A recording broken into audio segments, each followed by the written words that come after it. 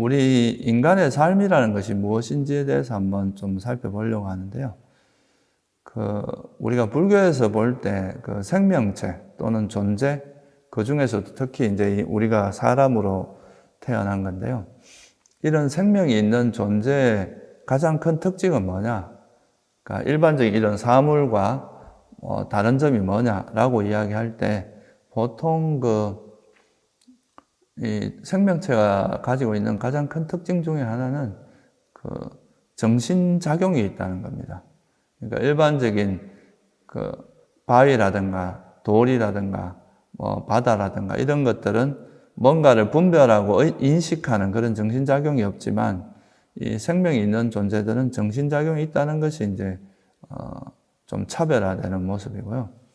또 이 정신작용을 통해서 우리가 외부 대상을 인식함으로써 그 외부 대상을 분별함으로써 우리가 세상에 대해서 이것은 이렇고 저건 저렇고 이렇게 분별하는 것이 가능하다. 이렇게 되는 거죠. 그래서 결국은 이제 우리가 인간이 살아간다고 하는 거는 결국은 이제 이 마음이나 또는 이제 의식, 그러니까 우리가 세상을 이해하고 아는 그것을 우리가 불교에서 마음이라고 하는데, 마음 또는 의식이라고 하는데, 이 마음이나 의식이 우리가 부딪히는 이 세상을 분별하고 살아가는 것이 바로 인간의 삶이다.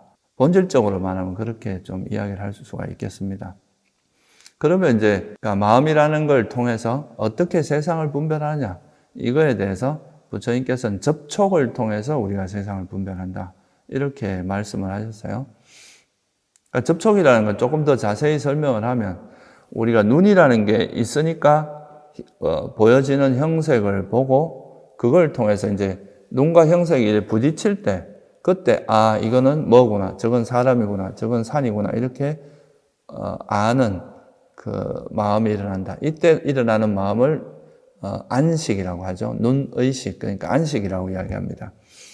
이렇게 일어나기도 하고, 또 우리가 과거에 있었던 생각 같은 경우는 육체적인 그런 감각 기능을 통하지 않고 그냥 마음속에 떠올라서 그걸 그대로 바로 분별하기 때문에 이런 건 또 마음의 어떤 법이라고 하는 어떤 현상, 그러니까 과거에 경험했던 거라든가 이런 게 이제 떠오르면 그걸 분별하는, 이런 거는 이제 제6식 또는 마음의식이라고 이야기를 하죠. 그래서 이런 안이비설신의라고 하는 6가지 감각 기능하고 색성, 향, 미촉, 법이라고 하는 6가지 대상이 만날 때 안식, 이식, 비식, 설식, 신식, 의식이라고 하는 6가지 식이 일어난다. 그러니까 보고, 듣고, 맛보고, 냄새 맡고, 또 몸으로 감촉을 느끼고 생각하는 그런 식이 일어나서 우리가 세상을 분별한다. 이거를 이제 한마디로 말하면 접촉이라고 이야기를 합니다. 그러니까 이제 기능과 어떤 감각 기능하고 대상이 만나서 식이 일어나는 요거를 접촉이라고 하거든요. 그래서 우리 의식은 접촉을 통해서 일어난다. 대상과의 접촉을 통해서 어떤 식이 발생하는 것. 이게 이제 불교적인 이해죠. 그런데 이렇게 이제 대상과의 접촉이 있을 때 우리가 어떤 대상을 보면 그 중에서도 내가 마음에 들고 원하는 대상도 있을 테고 원치 않는 대상도 있을 텐데, 그런 원하는 대상에 대해서는 보통 행복한 느낌이 일어납니다. 그런데 또 원치 않는 대상에 대해서는 괴로운 느낌이 일어나요. 그러면 행복한 느낌은 또 계속 이걸 즐기고 싶어서 또는 이걸 계속 누리고 싶어서 여기 집착하는 탐욕, 가래가 일어나고, 또 괴로운 느낌 같은 경우는 이것이 없어졌으면 좋겠다, 이것이 싫다, 그거에 대해서 싫어하는 성냄이 일어나고, 또 그러면 이거를 없어졌으면 좋겠다고 생각하는 존재하지 않음에 대한 가래, 이걸 이제 비존재에 대한 가래라고 하죠. 이것이 없어졌으면 좋겠다 하는 그런 가래가 일어납니다.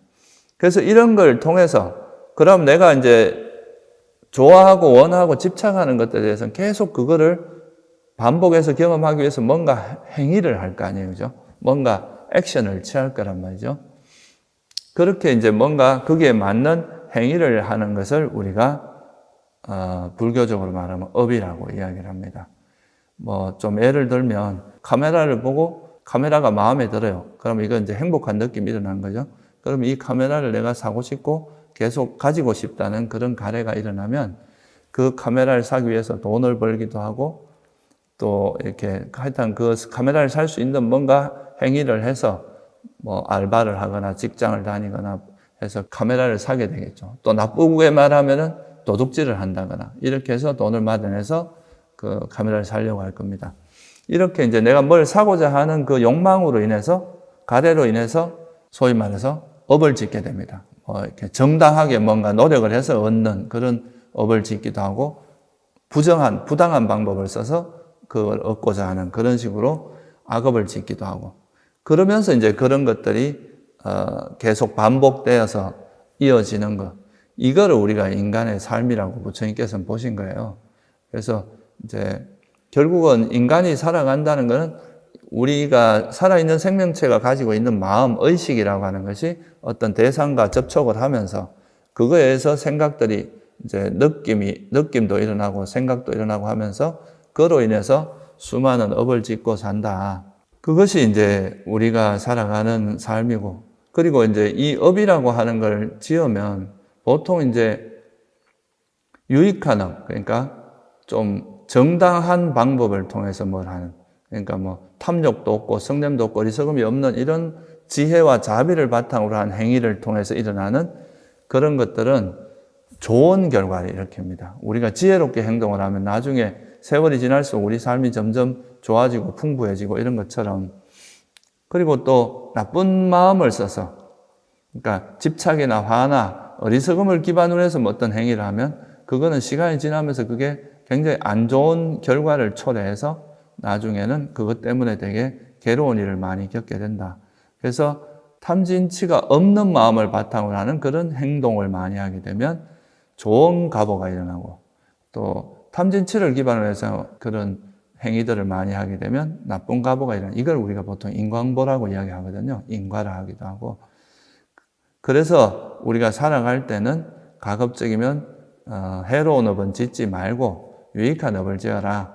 이제 이렇게 말씀하신 것도 다 이제 그런 이유가 있겠죠. 그래서 이렇게 살아가는 것이 우리 이제 인간의 삶인데, 그러다가 또 죽음에 가까이 가게 되면 이렇게 살다 보면 언젠가는 이제 우리 인간 몸이라는 게 한계가 있기 때문에 죽음이라는 걸 맞이하게 되는데, 그러면 이제 그때 죽음에 가까이 가면은 자기가 일생 동안 지었던 해로운 업이나 유익한 업 중에 하나가 드러나면서 그것이 어떤 다음 생에 우리를 또 태어나게 만드는 조건이 됩니다. 일생 동안 뭔가 접촉을 통해서 수많은 마음들이 일어나고 사라지고 하면서 계속 꼬리에 꼬리를 물고 이렇게 이어지다가 그것이 나중에 이 생에서 더 이상 이제 일어날 인연이 다 하게 되면 이 생에서 일어나는 마음이 마지막으로 딱 끝나는 그 시점, 그걸 우리가 죽음이라고 하고요. 그리고 이제 이 죽음 직전에 나타났던 그 업에 의해서 또 다음 생에 태어나게 되는데, 그 다음 생에 최초로 이제 그 또 의식이 일어나서 그 생이 시작되는 거, 이걸 우리가 또 태어남이라고 이야기를 하죠. 이렇게 해서 이제 상과 죽음 이것이 계속 반복되면서 살아가는 것을 우리가 윤회라고 이야기를 합니다.